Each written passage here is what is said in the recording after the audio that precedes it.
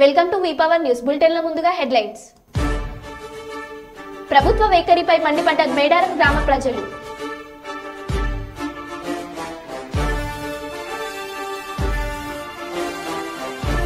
CM Jagan Emmiganur పర్యటన ఏర్పాట్లను పరిశీలించిన జిల్లా కలెక్టర్ మరియు జిల్లా ఎస్పీ.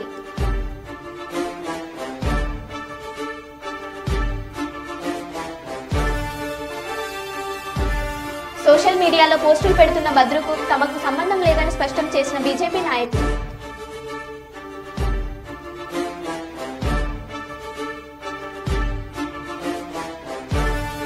గురుకుల ప్రభుత్వ పాఠశాలలో ఆహార నాణ్యతను పరిశీలించిన ఫుడ్ కమిషన్.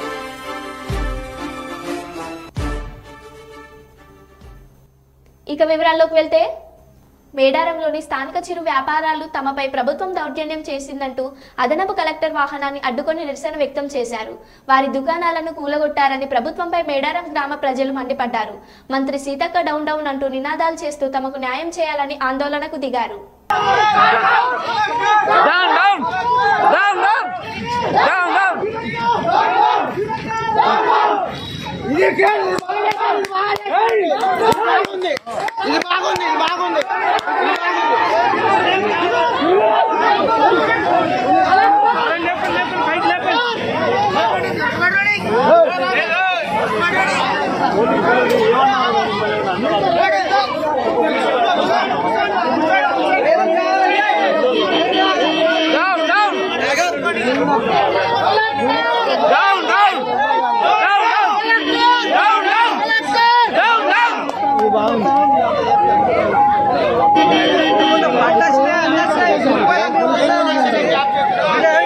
వాళ్ళు మీకేం తెలియదు రకాల కోల్పోయినా మేము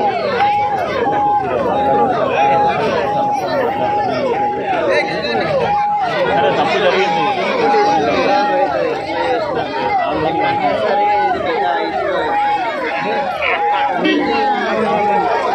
వివరంగా చెప్పిన రేకులు ఈడ ఉంటుంది.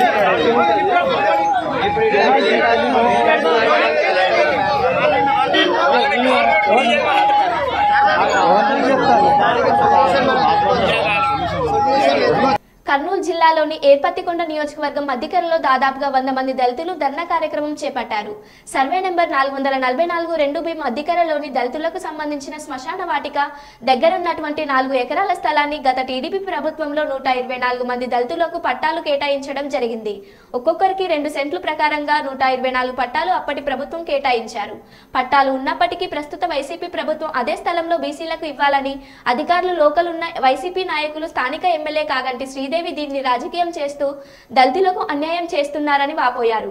బీసీలకు అదే స్థలంలో పట్టాలు ఇవ్వడం ఎంతవరకు సమంజసమని స్థానికంగా ఉన్నటువంటి దళితులు ఏపీ ఎంఆర్పీఎస్ జిల్లా అధ్యక్షుడు పార రాఘవేంద్ర రెడ్డి ఆధ్వర్యంలో మధ్యకరలో టెంట్ వేసి భారీగా నిరాహార దీక్ష మొదలు పెట్టడం జరిగింది. కుల మతాల మధ్య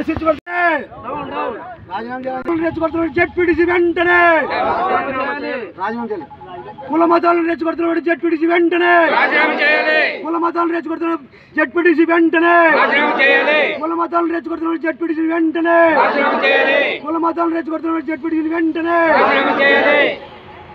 ZPTC ZPTC ZPTC ZPTC ZPTC ZPTC Muralidhar Reddy Muralidhar Reddy Muralidhar Reddy Muralidhar Reddy. అంత దూరం దూరం పెట్టదు లోగోలక్క. నేను మధ్యకేర మండలం ఇక్కడ దీక్ష కూర్చొని మళ్ళీ మేము అనేక కార్యక్రమాలు చేస్తున్నాము. రోజు ఈ కార్యక్రమాలు చేస్తూనే ఉంటాము. ఎమ్మెల్యేనే కాదు, ఎవరు వచ్చినా కూడా తిరుగుబాటు జెండా ఎగరేసి మేము దీన్ని స్వాధీనం చేసుకో కూడా ఎమ్మెల్యే జరుగుతుంది. అలా విధంగా ఏపీ రాష్ట్ర అధ్యక్షుడిని బెదిరించడం జరుగుతుంది. అంటే ఎమ్మెల్యే అయితే మీరు ఎట్లయితే ఏమని చేస్తారా? ఈ దుర్మార్గ పాలన మీరు దుర్మార్గంగా చేసే ఎమ్మెల్యేని మళ్ళీ గద్దె దింపుతామని చెప్పాను. కానీ నేను తెలియజేస్తున్నాను, మళ్ళీ మా రాష్ట్ర అధ్యక్షుడు కానీ మా ఎస్సీ కమిషన్ చైర్మన్ కానీ బెదిరిస్తే మాత్రము ఊరికే ఉండలేదు. మేము కూడా మిమ్మల్ని ఎక్కడి దాకా తీసుకుపోయి మీ మెడలో ఉంచేదానికి మేము సిద్ధంగా ఉంటామని చెప్పి తెలియజేస్తున్నాను. పెద్దపల్లి జిల్లా ఎలిగేడు మండలంలోని దూలికట్ట గ్రామంలో శనివారం రోజున ఎలిగేడు మండలం ఎంపీడీఓ బద్రి శ్రీనివాసమూర్తి ఆధ్వర్యంలో మండలం మొత్తం మీద ప్రజాపాలన దరఖాస్తు చేసుకున్న 7,000 మంది గ్యాస్ దరఖాస్తుదారులకు గాను 2,000 మంది దరఖాస్తుదారులు పొరపాట్లు రాయడం అనగా గ్యాస్ కనెక్షన్ నెంబర్ గాని ఏజెన్సీ పేరు గాని పొరపాటు రాశారని మా దృష్టికి రావడం వలన దానిని పునర్పరిశీలించడం జరుగుతుందని అన్నారు. ప్రతి వినియోగదారునికి 500 రూపాయలకే గ్యాస్ సిలిండర్ అందించడంలో కృషి చేస్తామని అన్నారు.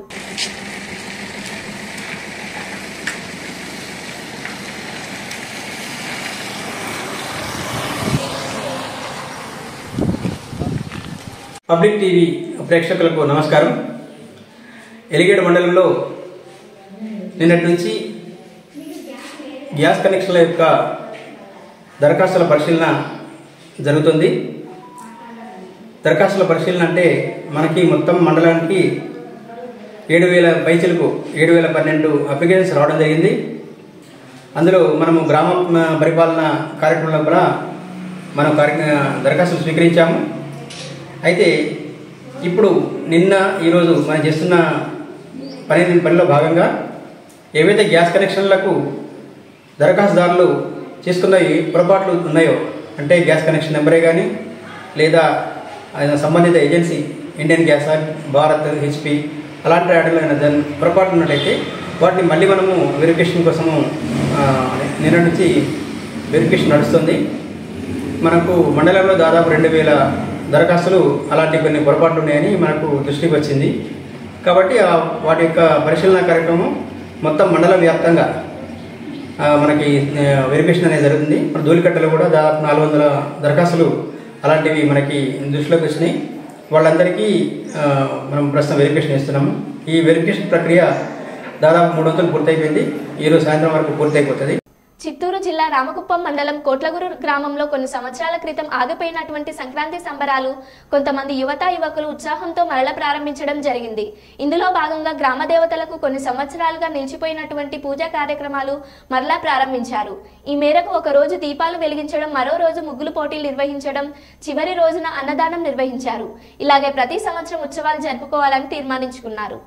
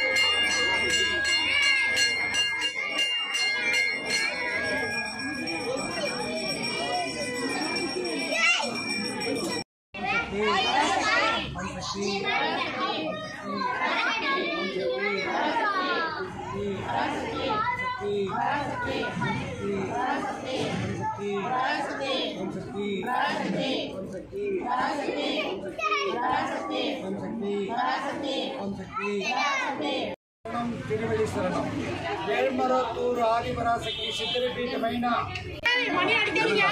అమ్మవారి ఈ రోజు ఆశీస్సులతో ఈ కుప్పం నియోజకవర్గంలో ఈ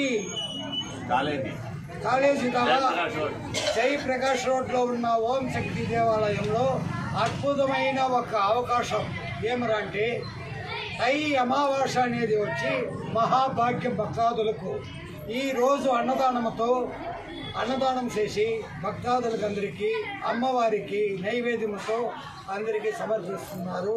ఇట్లా కమిటీ సభ్యులు అందరికీ నా ఒక ధన్యవాదాలు. వచ్చిండే భక్తాదులకు ధన్యవాదాలు.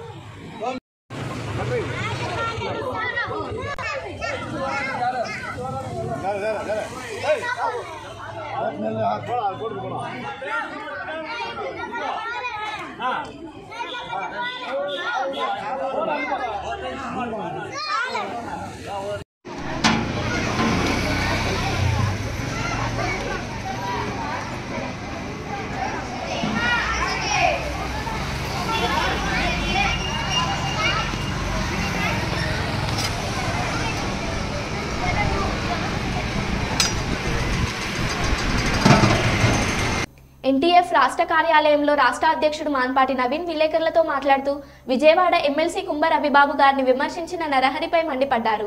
ఈ సందర్భంగా ఆయన మాట్లాడుతూ కొన్ని పత్రికల్లో చేసినటువంటి అసత్య ఆరోపణలను వెంటనే ఉపసంహరించుకోవాలన్నారు. రాష్ట్రం నలుమూలలా తిరుగుతూ ఎస్సీ కమిషన్ చైర్మన్ గా ఉమ్మడి 13 జిల్లాలలో కలెక్టర్లతో రివ్యూ మీటింగ్ పెట్టి అనేక గిరిజన సమస్యలను ప్రత్యక్షంగా గ్రామాల్లో పర్యటించి తెలుసుకొని రివ్యూ మీటింగ్ లో అధికారుల దృష్టికి తీసుకువెళ్లి ఎన్నో సమస్యలను పరిష్కరించి నిరుపేద గిరిజనులకు సేవ చేస్తున్నటువంటి డాక్టర్ కుంభ రవిబాబు గారిని విమర్శించే అర్హత నరహరికి లేదన్నారు. మానుపాటి నవీన్ ఒక ప్రకటనలో హెచ్చరించారు. అందరికీ నమస్కారం. నిన్న ప్రముఖ దినపత్రికల్లో ఎమ్మెల్సీ డాక్టర్ కుంభ రవిబాబు గారిపై తెలుగుదేశం పార్టీలో ఉన్నటువంటి నరహరి ప్రసాద్ గారు అసత్య ఆరోపణలు చేశారు. దీనిని గిరిజన జాతి యావత్ తరపున నేషనల్ ట్రైబల్ ఫెడరేషన్ మరికొన్ని సంఘాలు ఖండిస్తున్నాయి. నేను ఏదైతే నిన్న నరహరి వరప్రసాద్ గారు పత్రికల్లో మాట్లాడుతూ అరకులో అక్రమ మైనింగ్ అని మాట్లాడారు. నేను నరహరి వరప్రసాద్ గారిని సూటిగా ప్రశ్న అడుగుతున్నాను. అక్రమ మైనింగ్ అరకులో జరుగుతున్నారు కదా, ఆ మైనింగ్ దగ్గరికి మీరు వెళ్లిన దాఖలా ఏముందా? అసలు మైనింగ్ రవిబాబు గారికి ఉందన్న విషయం మీకు తెలుసా? నిరూపించగలరా? మీరు ఎలాగో నిరూపించడానికి రారు. ఎందుకంటే మీరు ఎక్కడికి రావాలన్నా మీ కారు ఆయిల్ కూడా ఎవరో కూడా డబ్బులు ఇవ్వాలి. కనుక మీరు సిద్ధం అంటే నా కారులో ఎక్కించుకొని నేను మిమ్మల్ని తీసుకెళ్తాను. ఎక్కడైతే రవిబాబు గారు అక్రమ మైనింగ్ చేస్తున్నారని మీరు ఆరోపించారో ఆ మైనింగ్ చూపిస్తే మిమ్మల్ని కనీసం నేను కానీ గిరిజన జాతి కానీ ఒక మనిషిగా గుర్తిస్తుంది. లేకపోతే మీరు చేసిన ఆరోపణలను వెనక్కి తీసుకొని రవిబాబు గారికి క్షమాపణ చెప్పడానికి సిద్ధంగా ఉన్నారా? ఎందుకంటే మీ జ్ఞాపకం ఉందో లేదో, గతంలో మీరు టీడీపీ గవర్నమెంట్ లో మీకు ఎస్సీ ఎస్టీ కమిషన్ సభ్యులుగా అప్పటి ముఖ్యమంత్రి చంద్రబాబు గారు అవకాశం ఇచ్చారు. ఇచ్చి ఇవ్వగానే మీరు చిత్తూరు జిల్లా నుంచి బయలుదేరి గుంటూరులో అడుగుపెట్టిన వెంటనే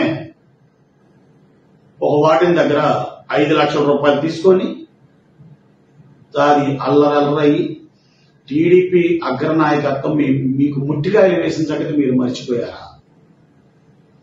మీరు చీరాల్లో ఉన్నటువంటి గిరిజనులతో సందర్శించి వాళ్ళతో మాట్లాడి వాళ్ళకి ఎక్కడ లేని ఆశలు కల్పించి మీ ఒంటి మీద వేసుకున్న బట్టలు సైతం వారి చేత కొనిపించుకున్న చరిత్ర మీది కాదా?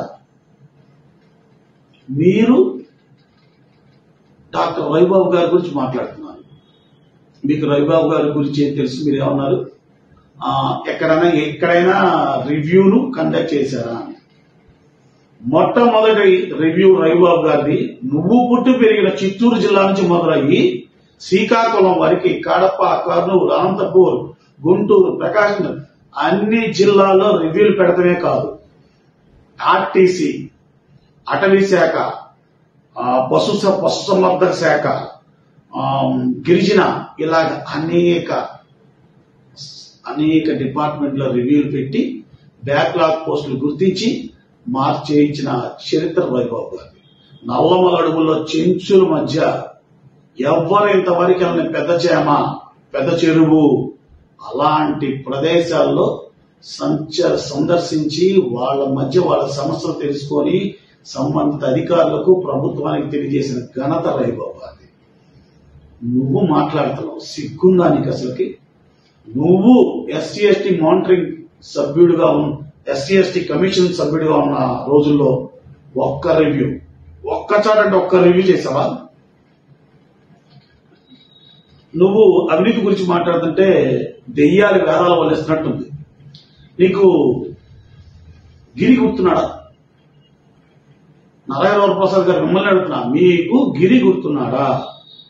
ఏదైతే మీ దగ్గర డ్రైవర్ కింద పనిచేసి 1,50,000 రూపాయలు అతనికి జీతం ఎక్కువడితే అతను మీ చిత్తూరు జిల్లా అతనే, మీ తిరుపతి అతనే, తిరిగి ఇంటికి వెళ్ళటానికి ఛార్జీలు డబ్బులు లేక నా దగ్గరకు వచ్చి బాధపడుతుంటే ఆ ఛార్జీలకి డబ్బులు కూడా నేను ఇచ్చి పంపించిన సందర్భం కూడా ఉంది. మీకు గిరి గుర్తులేడు అనుకుంటా. పోనీ ఈ బ్యాంక్ స్టేట్మెంట్ ఎవరో తెలుసా? మీ దగ్గర పనిచేసిన డ్రైవర్ గిరి, మీ దగ్గర పనిచేసే ముందు మీరు ఎవరెవరి దగ్గర ఎంతెంత డబ్బులు ఫోన్ పే ద్వారా గిరి అకౌంట్ లో వేయించుకున్నాడో ఆ స్టేట్మెంట్ ఇవి. దీనిపై చర్చకు రమ్మంటే మీ తెలుగుదేశం పార్టీ ఆఫీస్కి వస్తారు. మీరు సిద్ధమా? మీకు ఎస్సీ ఎస్టీ కమిషన్ సభ్యులుగా చంద్రబాబు నాయుడు గారు అవకాశం ఇవ్వక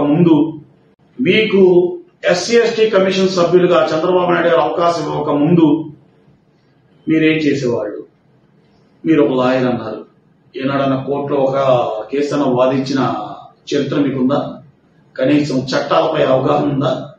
సెక్షన్ నెంబర్ జీవో నెంబర్ 3 గురించి మాట్లాడారు. జీవో నెంబర్ 3 అనేది రాష్ట్ర ప్రభుత్వాల పరిధిలో ఉందో లేదో మీకే, మళ్ళీ మీరు లాయర్ అంటున్నారు. మీ యొక్క విచక్షణకే ఆ యొక్క విషయాన్ని వదిలేస్తున్నాం. ఇంకో విషయం మాట్లాడారు. గత ప్రభుత్వంలో మీకు ఎస్సీ ఎస్టీ కమిషన్ సభ్యులుగా అవకాశం ఇవ్వకముందు మీకు ఎంత ఆస్తి ఉండేది? మీ జీవనానికి కావాల్సిన పోషణ ఎక్కడి నుంచి వచ్చేది? ఇవన్నీ కూడా అందరికీ తెలుసు. ఈ రోజున మీకున్న ఆస్తులు ఏంటి? నంబూరులో ఒక స్థలం, విజయవాడలో విలాసవంతమైన ఇల్లు, గుంటూరులో ఇంకొన్ని ఆస్తులు, ఇవన్నీ ఎక్కడి నుంచి వచ్చినాయి? ఇలాగ బ్యాంక్ అకౌంట్లో వేసి అక్రమంగా సంపాదించుకున్న ఆస్తుల వల్ల కాదా? దానివల్ల కాదా మీ పదవీ కాలం అయిపోగానే తెలుగుదేశం పార్టీ మీకు ఏ పదవి ఇవ్వకుండా కనీసం పార్టీలో కూడా టీడీపీ ఎస్టీ సెల్లో కూడా మీకు కనీసం ఒక్క పదవి కూడా ఎందుకు ఇవ్వలేదు చంద్రబాబు నాయుడు గారు? నువ్వు పరమ అవినీతి పరుడు అని అక్కడ గుర్తించారు. నీ బెదవేషాలన్నీ టీడీపీ వాళ్ళకు కూడా తెలుసు. అందుకని నిన్ను దూరం పెట్టారు. నువ్వు ఎటువంటి ధర్నాలు ఎక్కడ ఎందుకు కనపట్లేదు? ఎప్పుడో ఎక్కడ ఉంటే చంద్రబాబు నాయుడు బొకే ఇచ్చి ఫోటో దిగడం తప్ప ఎటువంటి కార్యక్రమాలు చేసావా? కనీసం ప్రభుత్వం తరఫున ఏదన్నా విమర్శించాలి. నీకు స్వయంగా నువ్వు ఒక చిన్న నిరాదీక్షత నీ వెనకమాల అప్పుడు వస్తాడా? అదొక కోటేసుకుంటావు బఫూన్ లాగా. నువ్వు నిజంగా ఒక బఫూన్. పెద్ద మనుషుల మీద, గౌరవంగా బతుకుతున్న వాళ్ళ మీద, పెద్ద నాయకుల మీద ఒక మాట అవాకు చవాకులు వాగుతా లేనిపోని ఇలాంటి ఆరోపణలు చేసి పత్రికల్లో వస్తే నేను నాయకుడిగా గుర్తించరు. ఎందుకంటే వైబాబు గారు లాంటి అనే వ్యక్తి ఆకాశం లాంటాడు, అంత ఉన్నత వ్యక్తి ఆయన. అలాంటి ఆకాశం లాంటి వైబాబు గారి మీద ఉమ్మేస్తే అది నీ మొహానే పడింది. నరహరి నీ మొహాన్ని పడిద్దని చెప్తున్నా, వినపడుతుందా? ఇంకొకసారి వైబాబు గారి మీద అవాకులు చవాకులు పేరితే యావత్ గిరిజన జాతి మొత్తం నీకు తగిన బుద్ధి చెప్పింది, మాటలతో కాదు. గుర్తుపెట్టుకో, ఖబర్దార్ ఇంకొకసారి రవిబాబు గారి పేరు కానీ పెదలండి కానీ పలికామనుకో, మళ్ళీ ఇక్కడ కాదు కనీసం ఈ చిత్తూరు జిల్లాలో కూడా ప్రజలని ఈసరించి కూడా కాదు ఉమ్మొస్తారు. నీ చరిత్ర ఆల్రెడీ గిరిజన జాతి మొత్తానికి తెలుసు. నువ్వెంత నీచుడువో కూడా ప్రజలందరికీ తెలుసు. ఎక్కడి నుంచో చిత్తూరు నుంచి వచ్చి బ్రిటిష్ వాళ్ళు ఇండియా వచ్చినప్పుడు కానీ కులాలు మతాల మధ్య గొడవలు పెట్టి ఇండియాలో ఎలా దూరారో నీవు దరిద్రులా విజయవాడ వచ్చావు. వచ్చి ఇక్కడ గిరిజన ప్రజల మధ్య, గిరిజన నాయకుల మధ్య గొడవలు పెట్టి పబ్బం గడుపుకుంటున్న నీచుడు ఎవరంటే నరహరి. ఇదే నువ్వు ఫస్ట్ పదవితో పాటు ఇక్కడికి వచ్చినప్పుడు రవిబాబు గారు ఏం చెప్పారు తెలుసా? సార్ ఇలా వస్తున్నాను, నాకు ఫోన్ చేశారు సార్, ఏం చేయమంటారంటే ఆయన ఎవరు వచ్చినా మన జాతి బిడ్డ, మనందరి జాతిని గుర్తించి అతని పదవి వచ్చింది, అతన్ని సత్కరించండి, అతనితో పాటు నడవడం వేనని చెప్పాడు. అలాంటి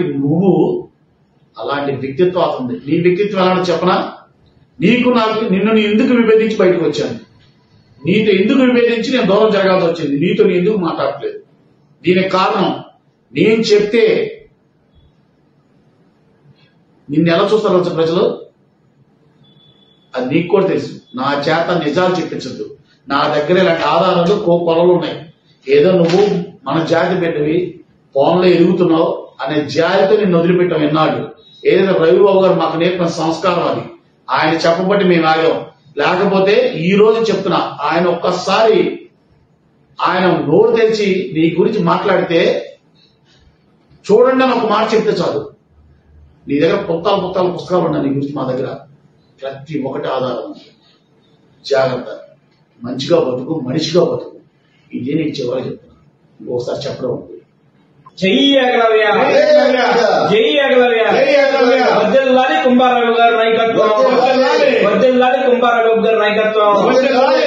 కర్నూలు జిల్లా ఎమ్మిగనూరులో గౌరవ రాష్ట్ర ముఖ్యమంత్రి వైఎస్ జగన్మోహన్ రెడ్డి ఈ నెల 15న కర్నూలుకు రానున్న సందర్భంగా భద్రతా ఏర్పాట్లను శుక్రవారం సాయంత్రం జిల్లా కలెక్టర్ డాక్టర్ జి సృజన, జిల్లా ఎస్పీ జి శ్రీకాంత్, ఎమ్మిగనూరు శాసనసభ్యులు చెన్నకేశవరెడ్డి తదితరులు ప్యాలెస్ గ్రౌండ్ కన్వెన్షన్ ప్రాంగణాన్ని మరియు పరిసరాలను పర్యవేక్షించారు.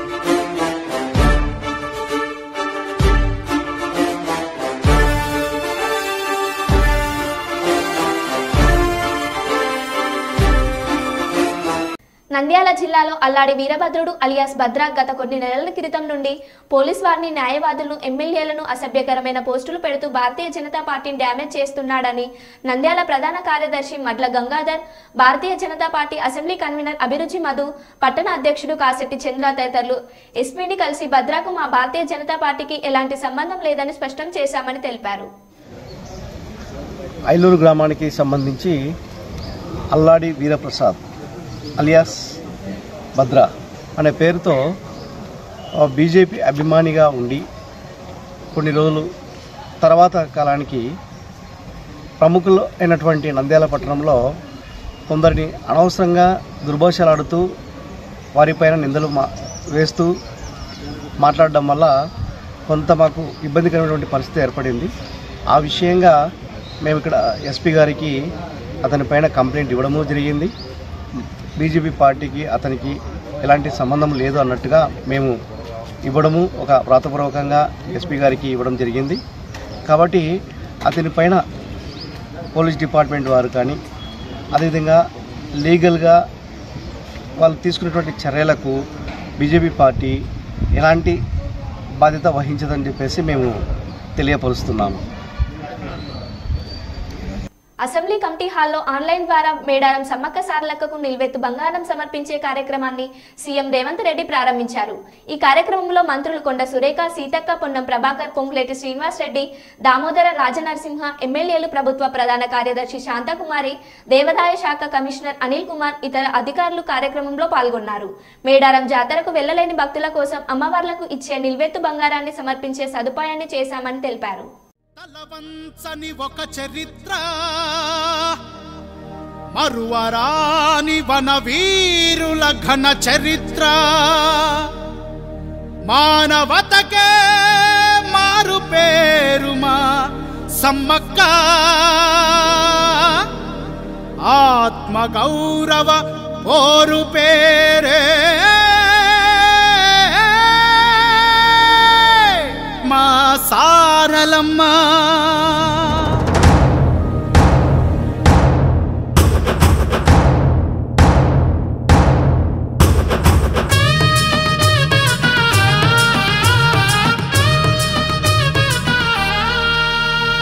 మేడారం జాతరలో ప్రభంజనం, ఆకుపచ్చ గర్భగుడిల భక్తజనం. మేడారం జాతరలో ప్రభంజనం, ఆకుపచ్చ గర్భగుడిల భక్తజనం. ప్రకృతి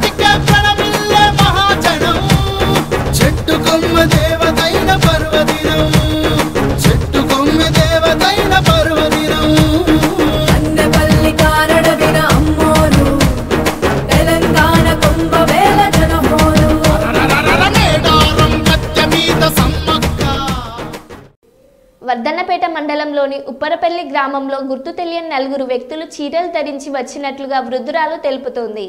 తన ఇంటి మీదకు వచ్చినట్లు, దాంతో ఇంట్లోకి వెళ్లి గొల్లం వేసుకొని దాచుకున్నట్లు తెలిపింది. దీంతో ఆ వ్యక్తులు ఇంట్లోకి వెళ్లి గడియ పెట్టుకొని ఉంటావా అంటూ బూతులు తిడుతూ భయభ్రాంతులకు గురి చేస్తున్నట్లుగా ఆ వృద్ధురాలు తెలిపింది. ఈ ఘటన శుక్రవారం రాత్రి చోటు చేసుకోవడంతో విషయం తెలుసుకున్న పోలీసులు సంఘటన స్థలానికి వెళ్లారు. వర్ధన్నపేట ఎస్ఐ ప్రవీణ్ కుమార్ నేతృత్వంలో సిబ్బంది అక్కడికి చేరుకొని పెట్రోలింగ్ చేశారు. అక్కడ అనుమానాస్పదంగా ఇలాంటి వ్యక్తులు లేరని పోలీసులు ప్రాథమికంగా నిర్ధారించుకున్నారు. కానీ వృద్ధురాలు చెప్పడంతో అర్ధరాత్రి వరకు అక్కడే గస్తీ కాసి వచ్చినట్లు తెలిపారు.